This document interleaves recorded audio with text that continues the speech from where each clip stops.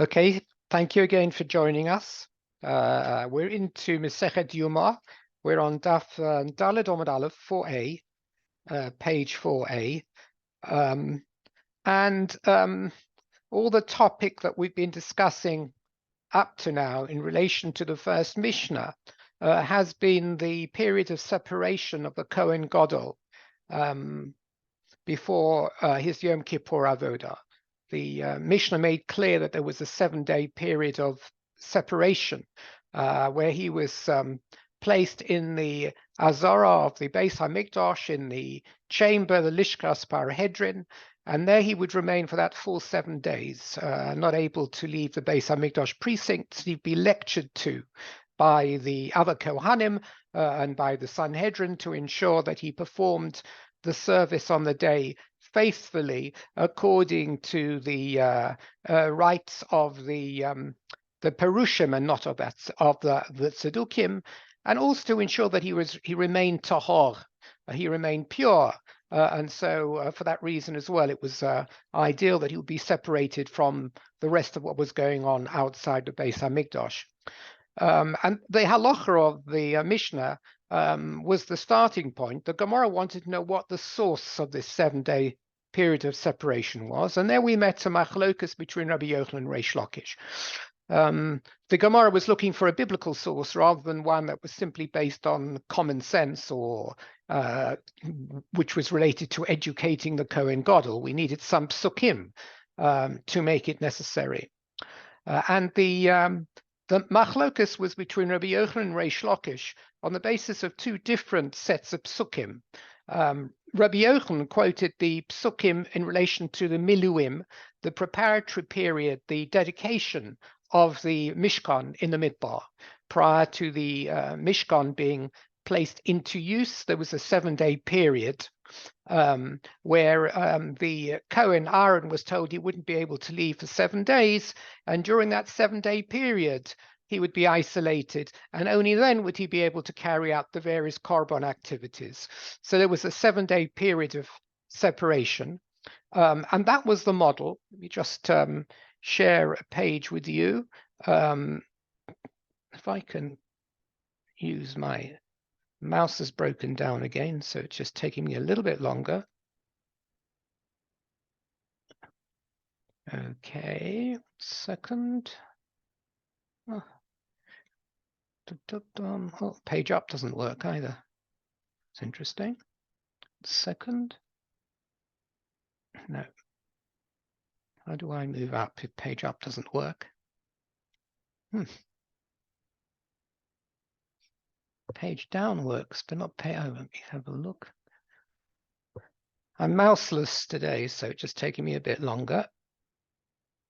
Most of us don't want mice in our lives, but every now and again it helps.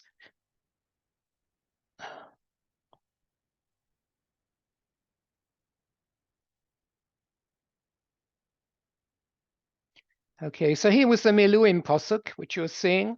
Pesach Awel Moed, an instruction to Aaron, Lo so say Shivas Yom, you may not leave for 7 days, Ad Yom Melos Yimei Meloachem, until your preparation, your ordination period is completed.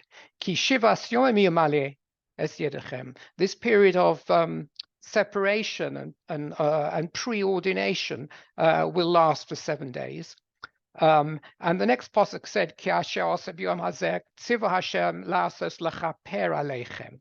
So the idea was that of kapara. Well, there isn't really a kapara in the miluim. So the Gemara understood this as being a hint that this 7 days of separation preparatory period applies not just for the one-off event of the miluim, the time that the Mishkan was ordinated, but also ordained, but was also going to apply in future whenever there is a kapara needed. And Yom Kippur is a day of kapara.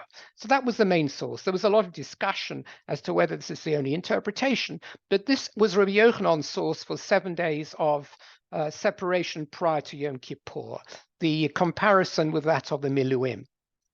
In contrast, Reish Lakish used a completely different source, and his source was from the experience of Har Sinai.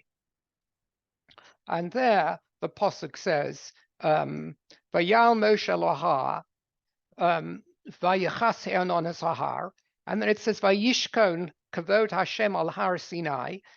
Kavod Hashem, the Shechina rested on Har Sinai. Vayachasu He'onon Sheshes Yomim, and the cloud covered it or him, we'll see in a moment, for 6 days. The 6 rather than 7. But let's imagine the 6 equals the 7. The Gemara wants to show that this 6 is essentially the 7. So for the purposes of our discussion now, we'll imagine that this is 7 days. Vayikra el Moshe by Yom HaShvi, and Hashem called to Moshe mitoch He'onon, from the midst of the cloud.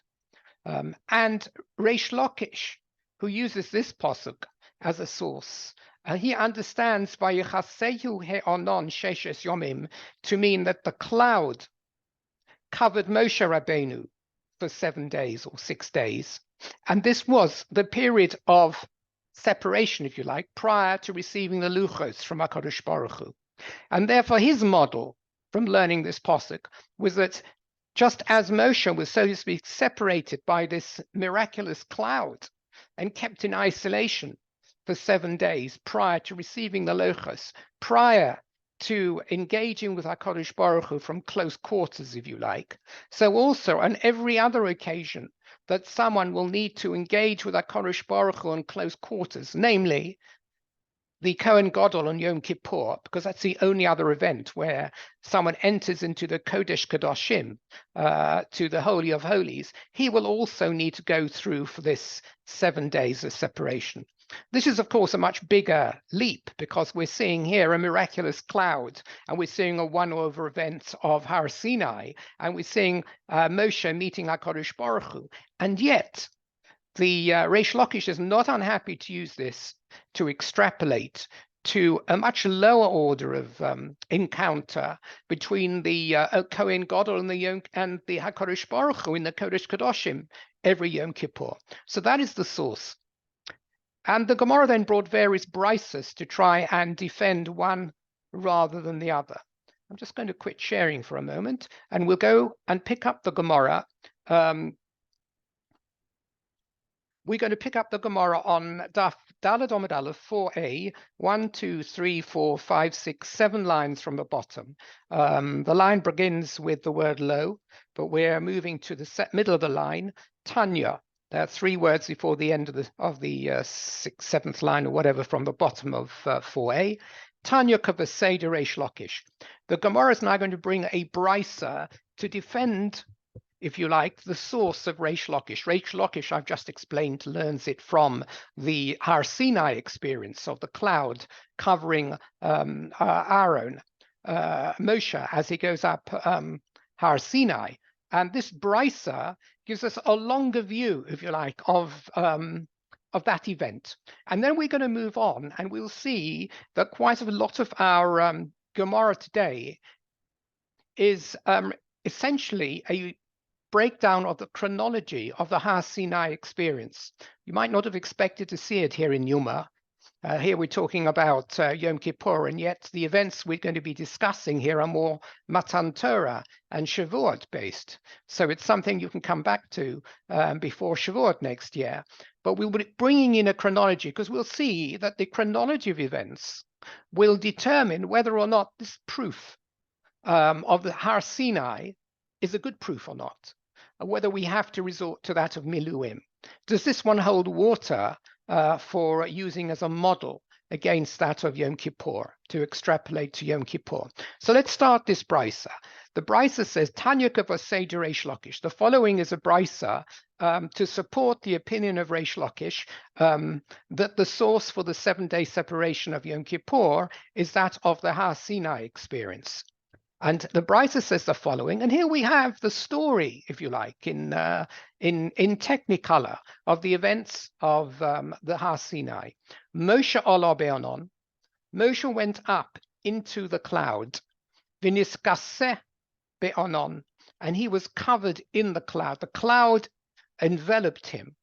Viniskadesh be'onon, and he was sanctified in the cloud. And you can imagine that the cloud essentially, we're saying, was, so to speak, Mekadesh Moshe. It's a bit like going into a mikveh, where a person may feel that he's being purified by the waters of the mikveh. The cloud which enveloped Moshe was purifying Moshe at the same time. Why? Kedei lekabel Torah leYisrael bikdusha. In order to prepare him to accept the Torah, this means the luchos, bikdusha, in sanctity. This is going to be prior to the event of receiving the luchos. Now, as we'll see in a moment, we have to separate in our minds the two major events of Har Sinai. One of them was the Aseres HaDibros being spoken and heard by the Klal Yisrael. That was the Har Sinai, Anochi Hashem Elokecha, etc. The 10 Commandments we read on Shavuos. Those 10 Dibros that were heard by the people, that is the giving of the Torah through the Aseres HaDibros. It's the spoken part of the Torah.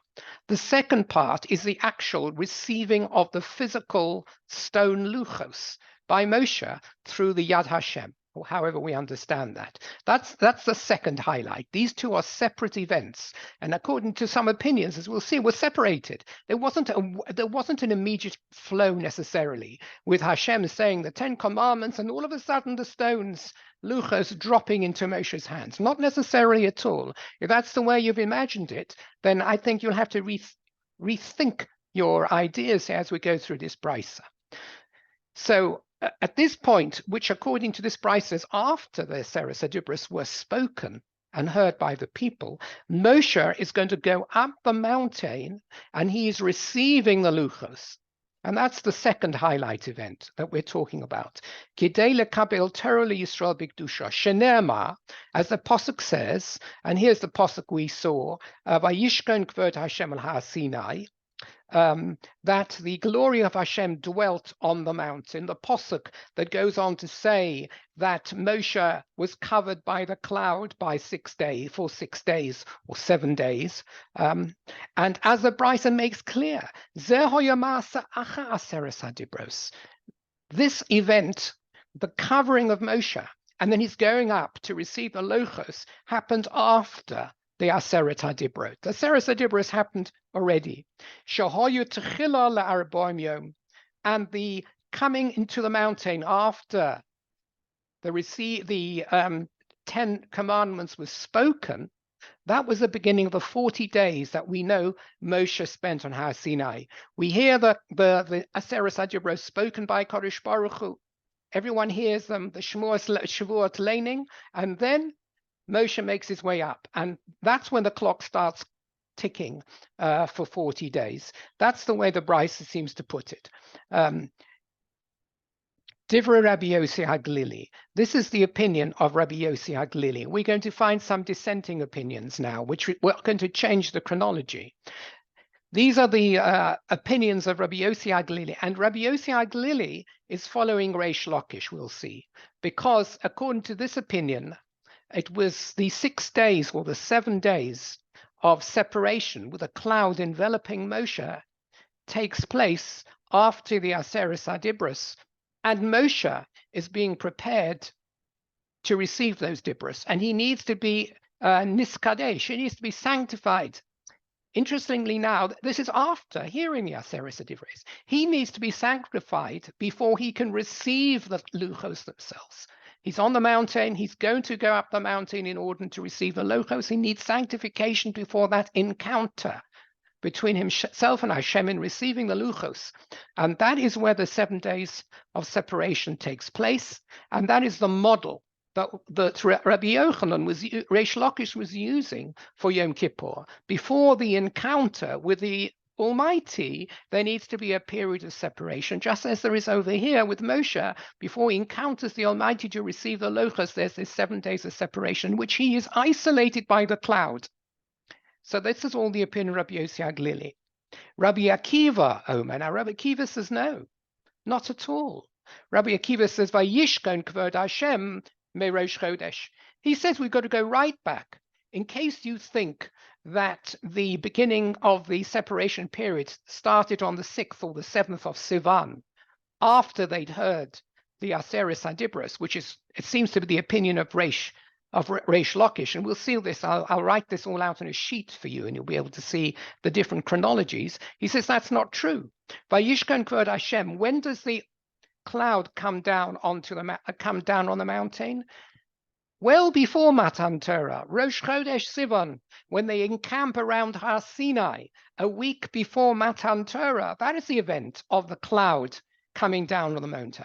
Not on the 6th or 7th of Sivan, after the Aseres Adibron are spoken, but rather on Rosh Chodesh Sivan. They envelop the mountain, and it's the mountain which is enveloped. Moshe isn't on the mountain at all. Moshe is down below with the people. He's still discussing the pre-arrangements for the wedding of Matan Torah, if you like. It is the mountain being enveloped for 6 or 7 days. In other words, the mountain, rather like the top of Mount Fuji or whatever it is, or in the Alps, is covered completely with cloud, isolated there in the Midbar. Har Sinai is enveloped in cloud. And that's the cloud we're referring to over here. There's no cloud over Moshe. Moshe is not separated for 6 or 7 days at all, according to this opinion, Rabbi Akiva. According to Rabbi Akiva, Moshe here's the Aseres Adibros after those 6 days, and he goes straight up the mountain, and he doesn't have to go through any period of preparation. And since he doesn't have to go up for any period of preparation, according to Rabbi Akiva's opinion, this is not a model for the 6 or 7 days, the 7 days of separation for the Kohen Gadol prior to Yom Kippur. This is not a model at all, because there is no identical event at Har Sinai. The mountain is enveloped by cloud for 6 or for 7 days, however you read the Pasuk, but not Moshe. There's no separation of Moshe as a person that was needed. Remember, according to Rabbi Yossi Aglili, it is Moshe himself who is, so to speak, stuck in a cloud for 6 or 7 days before he receives the Luchot. And then that would be a model which we could extrapolate to Yom Kippur.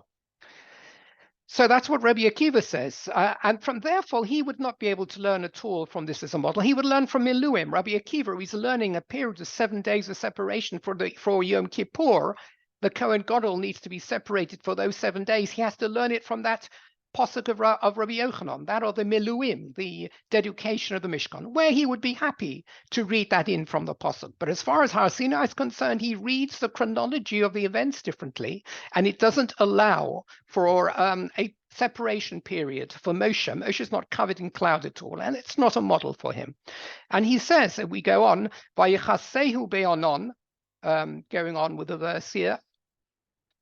1 second. And this is the top of Dalet Amud Beis 4b. Vayachasehu be'onon, the Pasuk said.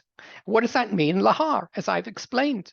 It's not Moshe who's covered with a cloud, according to Rabbi Akiva. It is Har Sinai, and it's nothing to do with a separation. It's merely a spectacular event for the people to see, the sight of Har Sinai covered in cloud.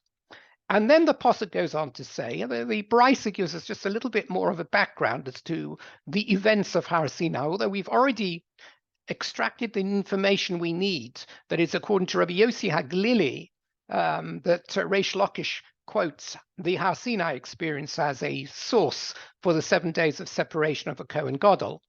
But let's just go on. Vayikra Moshe, the Pasuk says Rabbi Akiva, when it says Vayikra Moshe, that Hashem calls to Moshe. What is he calling to Moshe for? He says, V'chol Yisrael omdin, and all the people stand to watch. V'lo bo ha'kosuv ela l'chale kovod l'Moshe. This has nothing to do with calling him after his time of separation, because according to Rabbi Akiva, there is no time of separation. It's just that Hashem calls to Moshe in order to afford or accord Moshe the honor he deserves, right? If you call to a particular individual in a great crowd, it gives honor to the individual that you've, if you like, isolated from that crowd. And therefore, Moshe is addressed by Kodesh Baruch Hu to accord him honor, not because he's saying come out of the 7 days. He's not in for 7 days. He's not being surrounded at all, according to Rabbi Akiva. It only comes in order to be mechalek kavod leMoshe. That's Rabbi Akiva. Now, Rabbi Nosson just gives us a slightly different slant. He agrees with Rabbi Akiva that there is no days of separation for Moshe over here, but just in looking at the posuk, Rabbi Nosson Omer, he says, no, he actually follows Rabbi Yossi Aglili. I apologize. Rabbi Nosson now is going to follow Rabbi Yossi Aglili, but he's going to say that even though Moshe was covered for 6 days, he holds like Rabbi Yossi Aglili, not like Rabbi Akiva, that there were 6 days in which the clouds covered Moshe Rabbeinu. Nevertheless, he sees a different purpose to those 6 days. He doesn't see those purposes as a period of separation and sanctification. But he says, Lo boha kosev. Why does the Torah say that Moshe was covered for 6 days? Ela lamarek achila u'shesiya shebemeyav l'sumu kamalachei hashares. So interesting idea over here. The only reason that Moshe was isolated, because he agrees that he was isolated for the 6 or 7 day period, is in order, if you translate this literally, it means to clear the bowels and the bladder of Moshe in order to make him like a ministering angel before he receives the luchos. In other words, he's not allowed to meet HaKadosh Baruch Hu for another 6 days, following the view of Rabbi Yossi Aglili. There was a 6-day set of separation, but for a very biological reason. We want to ensure that at the time he meets HaKadosh Baruch Hu, he doesn't have any more food left in his system. He doesn't have any water left in his system. He's, so to speak, surviving like an angel. If he were to go up straight away without the 6 day of separation, he would be a human being. He would have the food in his intestines and in his stomach. He would have the water flowing around inside him. But by waiting through this time and being miraculously sustained by Kodesh Baruch Hu, so to speak, he becomes like someone whose system is purged. He's had a colonoscopy, if you like it or not. He's completely pure and his system's been purged when he goes up to receive the luchas at Har Sinai. But, says Rabbi Nosson, what Rabbi Nosson's trying to say over here is, although I do agree there was a 6-day period of separation, I don't believe that this is something you can extrapolate to a Kohen Gadol on Yom Kippur, because the only reason there was this 6 day of separation is because this entirely unique experience of Moshe Rabbeinu and Har Sinai, where he's going to meet the Borei Olam, so to speak, and under these circumstances, he's going to be converted, if you like, into a Malach. And that's not necessary for a Kohen Gadol every pre-Yom Kippur. So he wouldn't necessarily have to go through the same treatment at all. And Moshe Rabbeinu exceptionally was going to be purged of all this dross in him to make him, as it were, as a human, not requiring any of his normal human digestive and other capacities. And that's the reason for his separation. In any case, at this point, the Gemara has demonstrated that Reish Lakish, with his use of the Sinai experience as the source for the Kohen Gadol separation every Yom Kippur, is following that of Rabbi Yossi Haglili, who sees this as a period of separation, Moshe enveloped by the cloud, not allowed to progress to receive the luchos until a full 6 or 7 days, during which he is being purified, if you like, in the very same way in which a Kohen Gadol will need to be purified in order to be ready for his avodah on Yom Kippur. There's now a fourth opinion, though. Let's just do this fourth opinion. These are just different glosses again. Rabbi Masya ben Chorosh Omer. He also agrees with Rabbi Yossi Aglili in principle that there was a 6 days of separation, not like Rabbi Akiva, who holds there isn't. However, again, he's saying it's for a different reason. A little bit as we've just heard from Rabbi Nosson, who said, hey, it's in order to purge his physical system of food and water, he gives a slightly different reason why Rabbi Moshe is isolated in the cloud for 6 or 7 days prior to receiving the luchos. Why should he be isolated?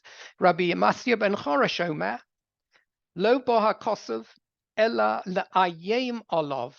The posuk only comes in order, la'ayem olav, to introduce amor, fear, and terror, if you like, onto Moshe Rabbeinu prior to his entering into, if you like, a meeting with the divine to receive the luchos, in order that he receives the Torah be'ema and not besimcha, if you like. Let's just read the continuation over here and try and understand why we need to put the frighteners on Moshe Rabbeinu before he receives the luchos. Kedei shetehei Torah nitenes be'ema bereses uvezeah.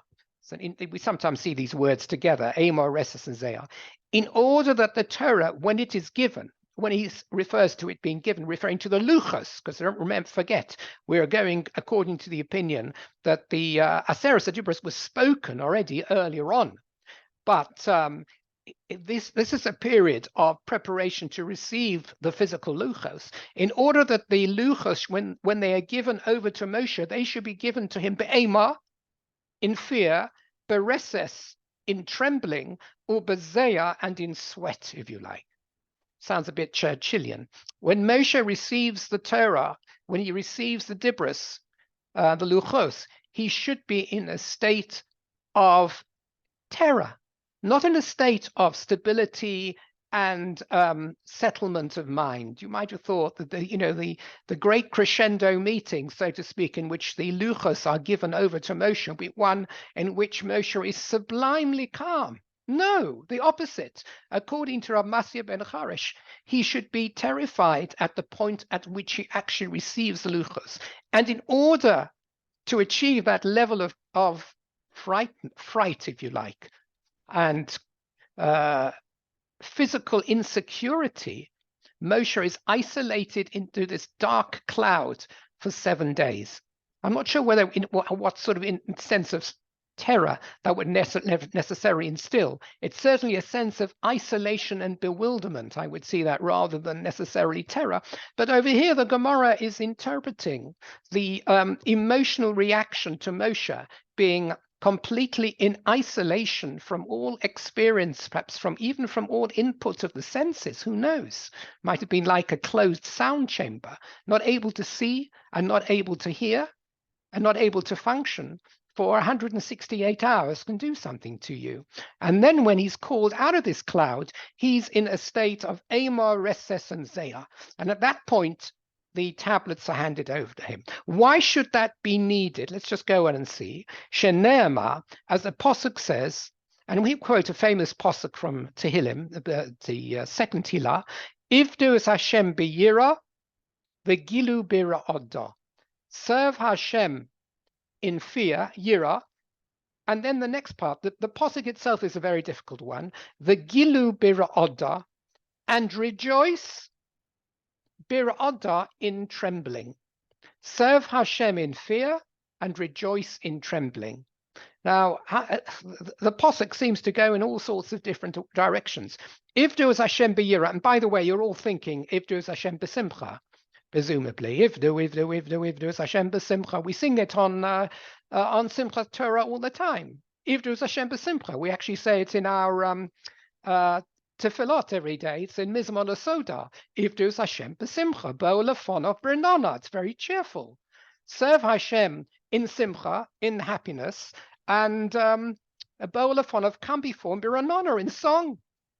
And this particular extract of Tehillim is the opposite, goes the other way. It doesn't say serve Hashem b'simcha. It says b'fear, b'yira, which is a very negative emotion, not a positive. And it goes on to say v'gilu.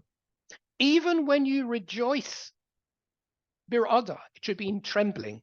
So we have over in gilu bir'ada, that's an oxymoron. How do you rejoice in trembling? Normally you either rejoice or you tremble. How do you rejoice in trembling? So this is one of these difficult psukim.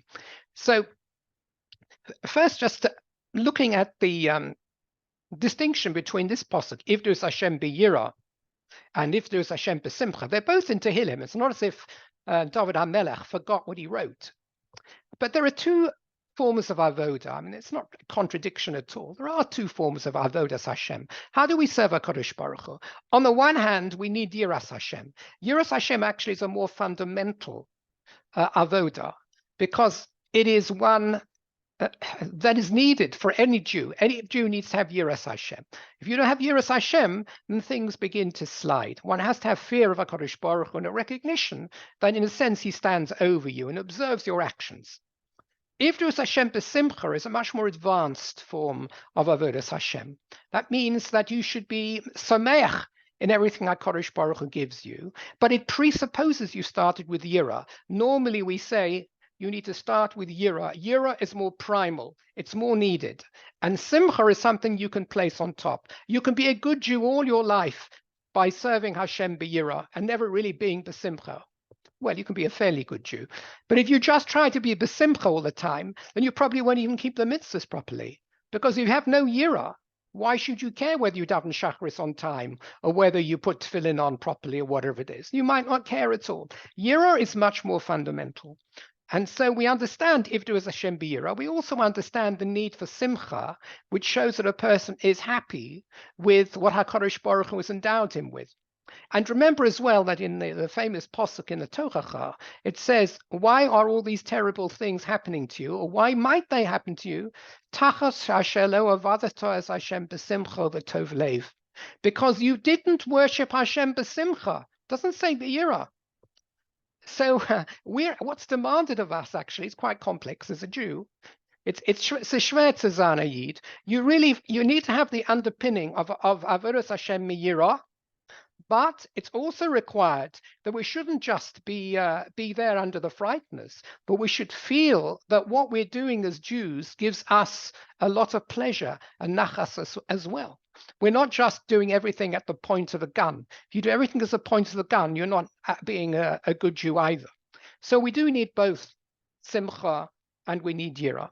Also, what I observed as well, if you look at if there's Hashem B'Simcha, where the Tehillah, the capital Tehillim it's in, is Mizmar L'Soda. It's a Mizmar that was said on the Korban Toda, of Thanksgiving. And I can understand that, therefore, Simcha fits in much better. If you're in Thanksgiving over something, then you'd say, if there's Hashem B'Simcha, B'Lefana, B'Nana.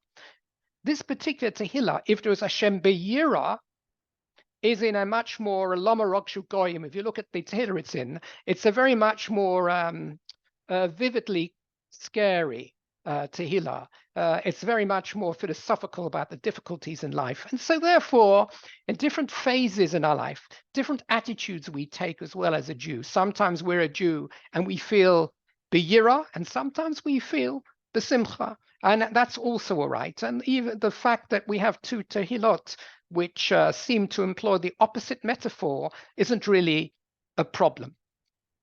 But the next question we have, having sort of sorted out Tehillim, if we've sorted out Tehillim a little bit and the contradiction, how do we understand Rabbi Masya ben Charash? He says that Moshe needed to be put under the frighteners, so to speak, of HaKadosh Baruch Hu. He needed to be called while he was in a state of bewilderment and confusion from the clouds. He needed to be Be'ema, Bereses, or Bezeah, and only then could the Torah be given to him. Why? Why should the Torah need to be given to Moshe when he's in this state at all? We're talking about a one-off meeting, so to speak, between HaKadosh Baruch and Moshe. Well, what's going on over here? Why not B'Simcha? Why shouldn't HaKadosh Baruch have played most beautiful classical music to him for 7 days and left him in the lap of luxury with lots of delicious fruit to eat, so that when he comes up, he's in a delirious state to receive the luchos? Why does he have to be in this state of melancholy when he receives the luchos?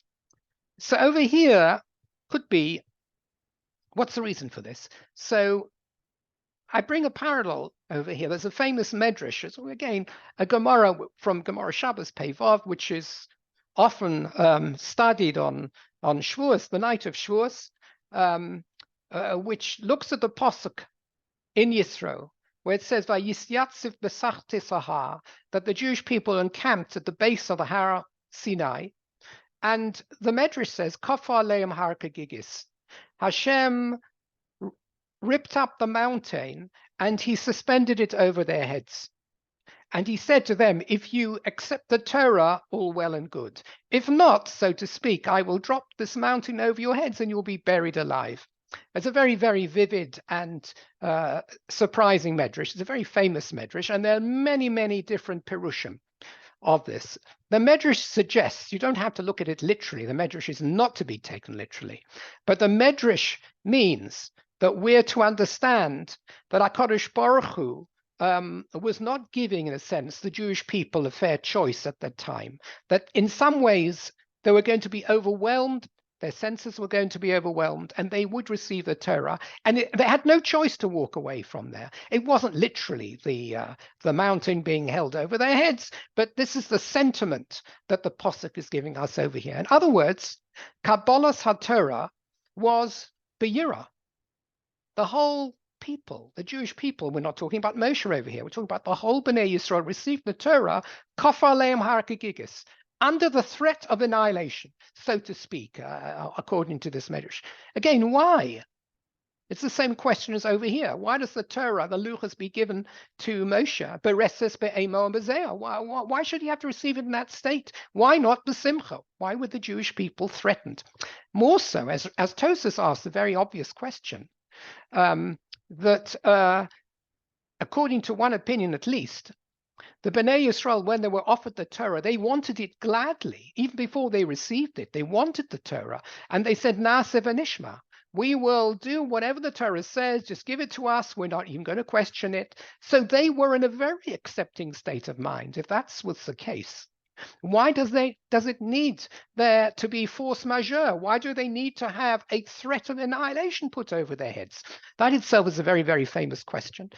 One of the answers it's given, maybe that will work here as well, is that in different times of Jewish history, the Jewish people are going to need to be in a different frame of mind. They're going to have to be flexible. At some times, the only survival of the Jewish people is going to be because of their Yiras Hashem. At other times, it's going to be because of Ahavas Hashem. The Bnei Yisrael already had Ahavas Hashem. They were already, if you like, champing on the bit to actually receive the Torah. They are in a state of sublime anticipation. However, that would put them in a situation of Ahavas Hashem. Says HaKadosh Baruch Hu, before you receive the Torah, you need two layers of avodah within your gene pool, if you like. The one that you already have in the acceptance, and Na'aseh v'nishma is good, but you also need your genes to be injected with Yiras Hashem. And therefore, this threat, so to speak, was necessary in order the Torah would be given to them under a different environment, the environment of Yira. And we now have in our genes both Ahavas Hashem and Yiras Hashem. And the same was true of handing over the Luchas to Moshe. Moshe, it wasn't enough that he should go up in a sublime state of mind, ready to receive a Luchos. He also had to be Be'ema Beresesu V'zeah.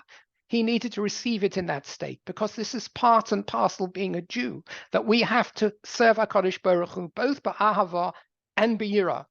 And some of us are not capable of both, and many of us, depends upon our state of mind. You can wake up one day, I mean, this is just a person, and you feel very, very, what's the word, motivated as a Jew, which means you're besimcha. You feel very, very happy. You are really egging yourself on to shake your lulav and esrog in the morning. It really means something. Your head's in the clouds.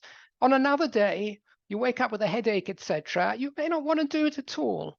And it's the only thing that makes you do the mitzvah is your Yiras Hashem. You know this is a mitzvah you have to do. And even though your kavanos aren't 100%, your mind isn't fully set on it, you still have to do it. You need that level of commitment which comes out of discipline. And that discipline very often comes out of Yiras Hashem and not Ahavas Hashem. You need both in order to be a committed Jew. Okay. So that's Rabbi Masya ben Chorish. He's explaining that this period of separation was there, but it was there in order to embed the sense of Yira even to Moshe Rabbeinu when he comes to receive the Luchot. Now the Gemara just asks a simple question over here in trying to understand this posuk, which we try to explain ourselves. Ivdu es Hashem b'yira v'gilu bir'ada. And it's looking at the last two words, v'gilu bir'ada, because we haven't really explained those two words at all. Rejoice in trembling. As I said to you, it's an oxymoron. How do you rejoice in trembling? And the Gemara is merely curious to understand how to accept this phrase, and at its own level. Ignore Matan Torah here for a moment. What does it mean where it says Gilu Birada? My Gilu Birada, asks the Gemara. So Amar Rav Ada Bar Matana Amar Rav Ada Bar Matana said in the name of Rav, B'mekom Gila Sham Tehera Ada. Where there is rejoicing, there needs to be trembling.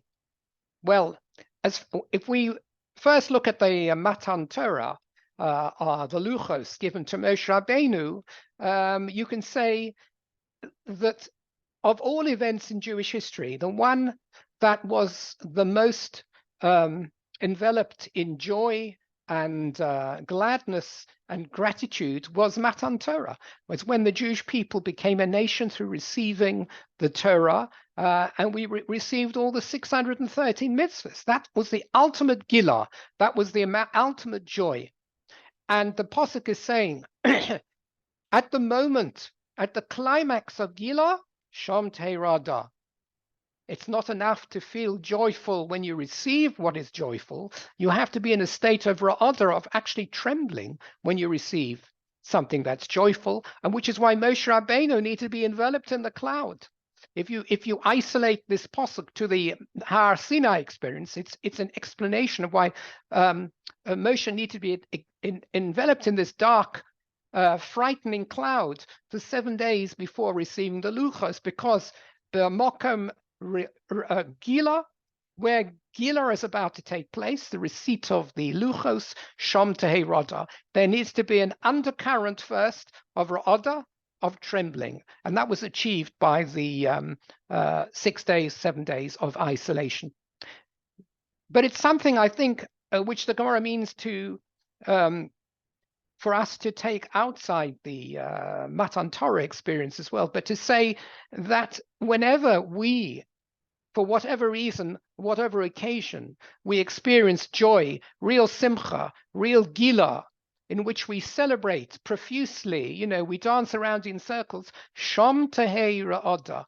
We always need to remember not to take our celebrations too far, because it may well move us away from the derech of avodas Hashem. We might become more inclined to be involved in ourselves and our own pleasures, and not so much the simchas hamitzvah, which is supposed to be there in Agila, may turn out to be simchas ha'atzmo. We're just trying to enjoy and pamper ourselves. We see something similar to this, of course, at the chuppah ceremony, where at the end of the chuppah ceremony, the glass is broken, right? B'makom gila sham teirada. That's probably the most stark interpretation of this pasuk. That's not we don't usually quote this pasuk, by the way, to explain. We say that even, at the time of greatest simcha, we should always remember the chorban of Yerushalayim, which is why we sing what we sing. Imesh Kocheich Yerushalayim. But at the moment, it's at the climax of the greatest joy, when the chosn and kala have been united as one. We break the joy, and we bring in this stark reminder that we haven't achieved all that we should achieve as a people. Maybe these two individuals have, but as a people, Klal Yisrael is still a long way from being at one with HaKadosh Baruch Hu. That's why the glass is broken. But if you want to, you could apply this pasuk here as well. B'makom gila sham teirada. Wherever there is the climax of gila, of rejoicing and of happiness, there should always be this undercurrent of ra'ada, and that ra'ada keeps our feet a little bit on the ground. Remember where we are, and we don't just take off. If you remember a few months ago, we were learning the last perek of Maseches Sukkah. Just comes to my mind, the Simchas Beis HaShoeva. We were describing the incredible events, the joyful events, the dancing, the juggling, the flame throwing, and everything else that took place at the Azara of the Beis Hamikdash. And there too, you know, the Gemara there said that the men and the women had to be separated because, you know, when you get into too much joy, then people become lax, and then it's a possible entry for immoral thoughts and immoral behaviors, etc. So there are always fences which are put around all our joyful ceremonies. And even if something is Simchas HaMitzvah, we try to ensure that it's not taken too far. It's a bit of a boundary. And the ra'ada here, the fear, the trembling we should fear even at the time of gila, of joy, is that boundary. That's what the ra'ada is. I'm going to skip a few lines now in the Gemara. The Gemara actually next is going to go around in circles to to understand Rabbi Akiva and Rabbi Yossi Aglili. And we'll come back to that as well, to some of those circles, but later on, if you like, in the circles rather than so early on. But one thing that's going to come out of the next few lines of Gemara that I'm going to miss is that there are two opinions about when Matan Torah was given. One is that it was the 6th of Sivan, and that's the day of Shavuos that we normally celebrate, the 6th of Sivan. And the other one is that it was the next day, was the 7th of Sivan, that Moshe added another day on. There's a whole discussion in the Gemara and in the Rishonim on that. It was the 7th of Sivan. So there are two different opinions, and we should be aware of that as we move in to the Gemara, as we take it up now. So I'm going to do a little bit of skipping. We've just finished on Vasham Tehera Odah, and I'm going to take us down further on that very same Omud to Bishlam or Rabbi Akiva. But that is going to be, we start from when the lines get wide, where they widen out to the right. 1, 2, 3, 4, 5, 6, 7, 8, 9, 10. I think it's 10 lines down. The line begins with Bishiva B'chodesh Nitna Torah Yisrael, full stop, if you like. And then Bishlam or Rabbi Akiva. The Gemara is now going to ask a kasha against Rabbi Yossi Aglili. Remember, we have two different sets of events here in terms of chronology, Rabbi Yossi Aglili and Rabbi Akiva, fundamentally. Rabbi Yossi Aglili, we'll see what they are in a moment, but I'm going to lay them out for you rather than go through them perhaps in advance. We're going to go through the Gemara over the next few lines, which is the kasha against Rabbi Akiva, kasha against Rabbi Yossi Aglili, sorry. And then I will share my screen because it's all very confusing when you read it on a piece of paper like this, and it helps to actually lay it out. Okay, let's just do it first in the text, if you like. Bishlam ala Rabbi Akiva, says the Gemara. Now, it works according to Rabbi Akiva. The Gemara is going to say that things work out better according to Rabbi Akiva's chronology than they do according to Rabbi Yossi Aglili. How so? Bishlam Rabbi Akiva, Hainu de Mishkachas law. If you work according to the chronology of Rabbi Akiva, then it works out Shiva Osa B'Tammuz Nishtabru Haluchos, that the luchos were broken by Moshe when he comes down the mountain at the scene of the Egel Hazav, of the golden calf, on the 17th of Tammuz. And that is our tradition. The tradition is one of the things that we fast for on Shiva Osa B'Tammuz, despite apart from the Botei Mikdash, the destruction of the Botei Mikdash, is the breaking of the Luchos Rishonos. That takes place exactly on the 17th of Tammuz. It's one of the things mentioned in the Tefillah and the Kinnos of the day. How so? Because Esrin v'Arba de Sivan, 24 days of Sivan, V'Shisasar de Tammuz, 16 days of Tammuz, Melu lahu Arbon Yomin to have a Bahar. That would end the 40 days that Moshe is on the mountain. Ubishivsa b'Tammuz nochis for Osa v'Savrina laluchos. And on the 17th of Tammuz, we'll explain all this in a moment, he comes down and he breaks the luchos. Ella Rabbi Yossi Aglili, but according to Rabbi Yossi Aglili, the chronology won't work. To Amar Shisha Yomim de Frisha, who says that there was first 6 days of separation in which the Moshe was covered by a cloud. This is according to Rabbi Yossi HaGlili. Arboin daha, you'd have 40 days of the mountain after that, would take you ad Esrus Lasbasamas, Lois Baluchos. Would it mean that the Luchos were not destroyed and broken until the 23rd of Tammuz?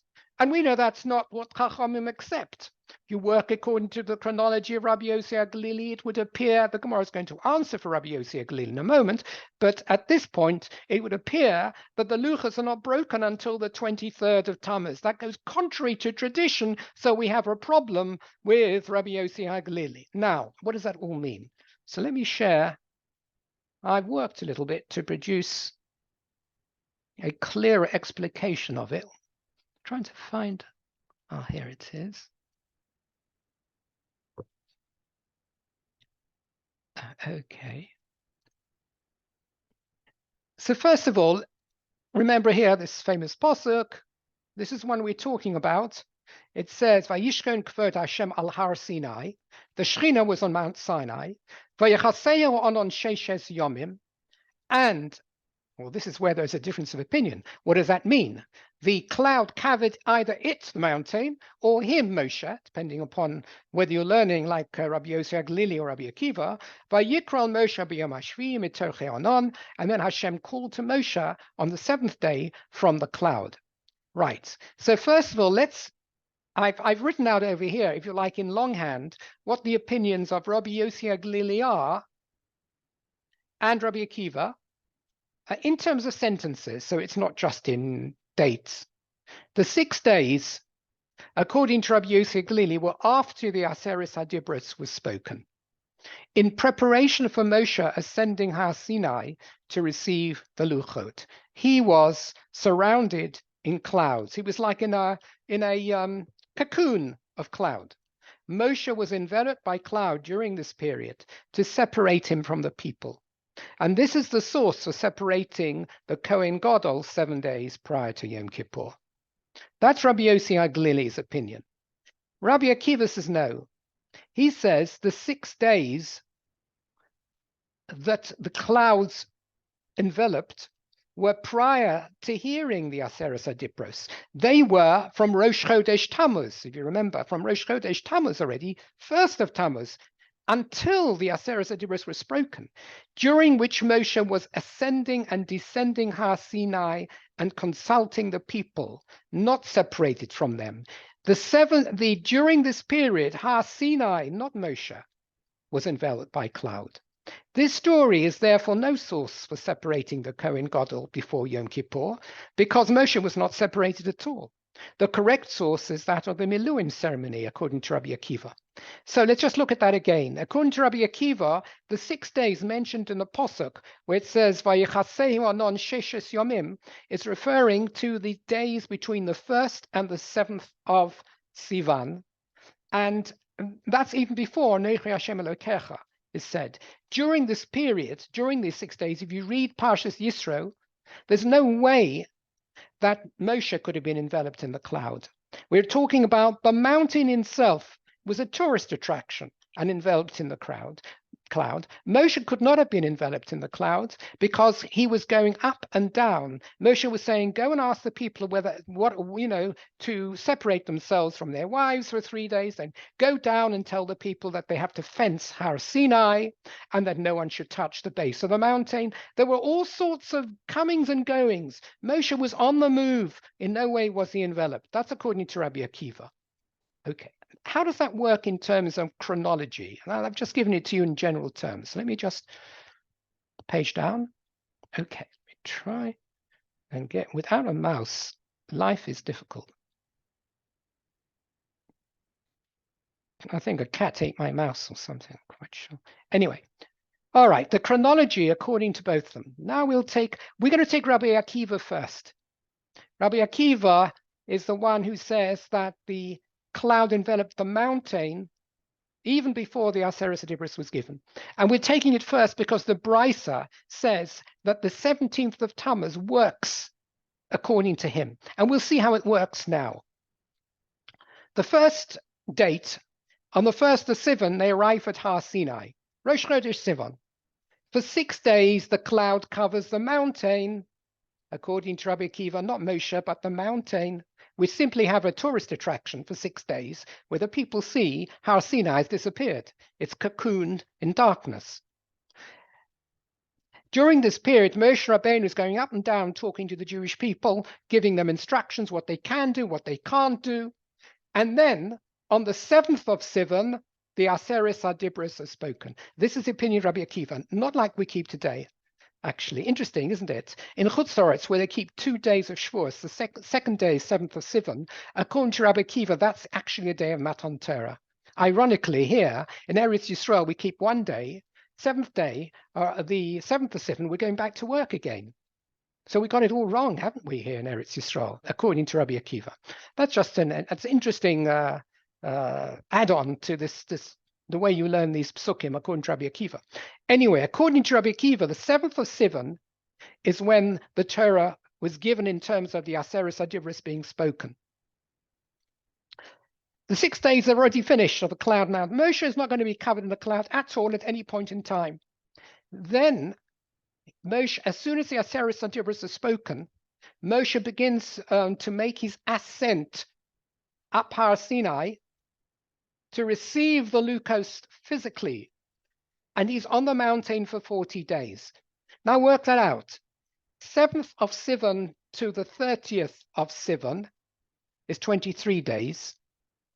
To get to 40 days, you need another 17 days. That takes you to the 17th of Tammuz. That's the date, that's the end of the 40-day period, which works out nicely. Moshe comes down the mountain, he with the luchos, and he breaks them. The egel happens and he breaks the luchos. Shiva B'Asar Tammuz is what it's supposed to be. It's not only to commemorate the destruction of the Beis HaMikdash, but it's also to commemorate the breaking of the luchos. Now the Gemara says it doesn't work according to Rabbi Yossi HaGlili. Let's see why it doesn't work according to Rabbi Yossi HaGlili. So I've written this timetable all over again to Rabbi Yossi HaGlili, and you'll find that the luchos breaking is on the 23rd of Tammuz. First the Sivan, they arrive at Har Sinai. Nothing's different here to that of Rabbi Akiva. Now, according to Rabbi Yossi HaGlili, the Aseres HaDibros were given on the 6th of Sivan. This is the Machlokas, 6th or 7th. Okay, that's only 1 day out. That's not a big deal. So the Aseres HaDibros are spoken on the 6th.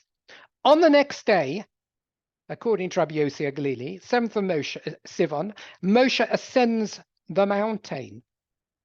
Now, according to the Gemara's thoughts at the moment, and the Gemara is going to dismiss this next stage, according to the Gemara's thoughts in the query against Rabbi Yossi HaGlili, Moshe is covered with cloud for 6 days, and the 40 days hasn't started. The 40 days of Har Sinai during this 6-day period hasn't started yet. The clock for the 40 days is only going to start after the isolation period ends. Moshe is covered. He begins to ascend the mountain. Immediately he's covered by the cloud. He's covered for 6 days. And then Hashem calls him, cut out of the cloud and ascend the mountain further. And he spends, and by that time, it's the 13th of Sivan. The 40-day clock starts ticking. If you work it out, that's 17 days left of Sivan. 23rd or 3 days of Tammuz takes you to the 23rd of Tammuz. The 40 days is now over. It comes down. The egel happens, breaks the luchos. But it's the wrong date. It's the 23rd of Tammuz. It's not Shiva B'Asar Tammuz, says the Gemara. Something's very wrong with Rabbi Yossi HaGlili, because when you read his chronology, it turns out that the fast, we should have a separate fast on the 23rd of Tammuz, which we don't. In other words, it's accepted universally that Shiva B'Asar Tammuz commemorates the breaking of the luchos. So how does that work with Rabbi Yossi HaGlili? It's inconsistent with his view. And the Gemara answers, and we'll just do it outside. The Gemara answers, Rabbi Yossi HaGlili, really quite an obvious answer. The Gemara says, no, don't be silly. It works according to Rabbi Yossi HaGlili as well. Because the only reason it didn't seem to work here is because we said that these 6 days that Moshe was covered in the cloud and in isolation is not included in the 40-day period. on the mountain. So essentially we had 6 days plus 40 days, if you like, from the 7th of Sivan. But in fact, that 6 days is that first day of the 6 days is day 1 of the 40 days. So therefore, you don't have to add another 6 days on, and you're back again to the 17th of Tammuz. In other words, the 40-day period on the mountain includes the 6 days that Moshe was in isolation, whereas the Gemara thought somehow in this query that the 40-day period only started ticking at the end of the 6-day isolation period. Okay. Anyway, I'll stop over here. What we've had over here is 2 lines of chronology, really. And we've brought all these 2 lines of chronology in simply because we're trying to determine the basis for Reish Lakish to use the Har Sinai experience as a proof for the Kohen Gadol being isolated for 7 days before Yom Kippur. He says, and according to him, remember, it works because according to him, which is Rabbi Yossi HaGalili's opinion, Moshe is the one who is covered in the cloud.